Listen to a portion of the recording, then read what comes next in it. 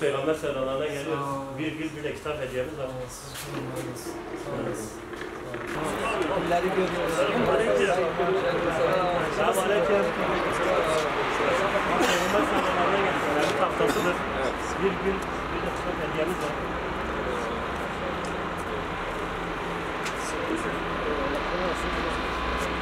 Biz Peygamber selamlarından geliyoruz. Nebi'nin Nebi haftasıdır. Bir gül bir de kitap hediyemiz var.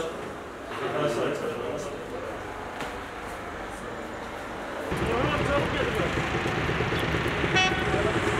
kolay gelsin. Biz Peygamber sevdalarından geliyoruz. Nebi'nin Nebi haftasıdır. Bir gül bir de kitap hediyemiz var.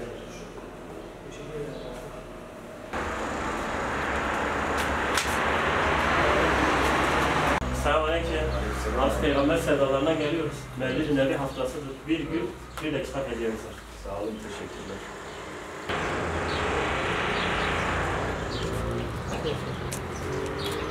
Peygamber sevdaları bir haftasıdır.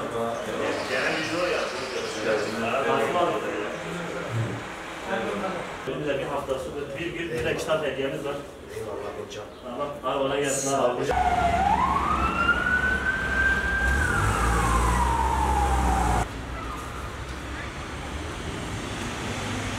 Gaziantep Peygamber Sevdaları Vakfı olarak normalde her yıl Peygamber Aleyhisselam'ı anma ve anlama etkinlikleri yapmaktayız. Bu sene ve geçen sene pandemi sebebiyle yapamadık. İstedik ki insanlar suni gündemden, yapay gündemden kurtulup Peygamber Aleyhisselam'ın hayatıyla ilgili, Mevlid Haftası ile ilgili böyle bir gündem oluşsun.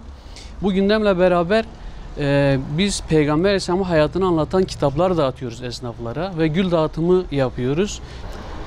Bu vesileyle inşallah böyle bir çalışmamız var. Amacımız Peygamber Aleyhisselam'ı insanlara anlatmak, Peygamberimizi insanlara tanıtmak. Bu vesileyle o Peygamberimizi onların, toplumumuzun, halkımızın gündemine getirmek.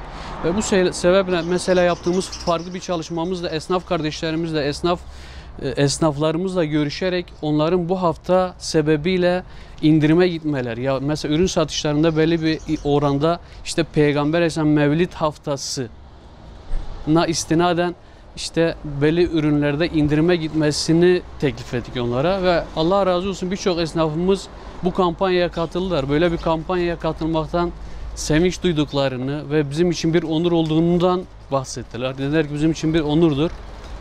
Bu vesileyle bu sene de inşallah böyle Peygamber Sevdalıları Vakfı Gaziantep olarak Peygamber Aleyhisselam'ı anma ve anlama etkinliği düzenleyemezsek de toplumumuza bu şekilde ne yapmış oluyoruz? Peygamber Aleyhisselam'ı toplumumuzun gündemine getirmiş oluyoruz. Peygamber Sevdalıları Derneği'nden arkadaşlar bizi ziyarette bulundu. Bir esnaf olarak çok sevindik.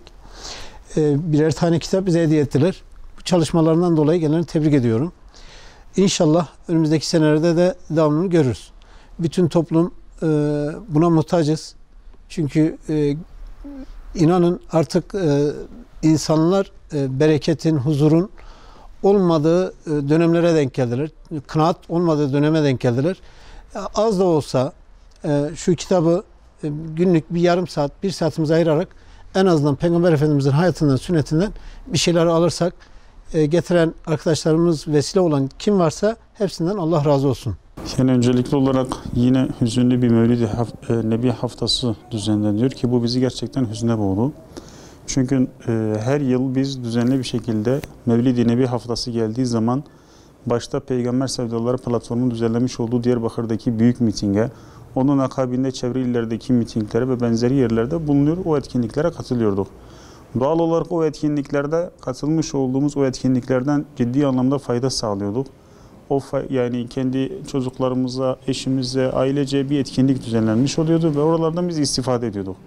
Fakat geçen sene ve bu sene de olmak üzere pandemiden kaynaklı olarak hüzünlü bir etkinliği yaşıyoruz. Doğal olarak o mitingler ve benzeri şeylere katılamıyoruz. Çünkü yapılamıyor.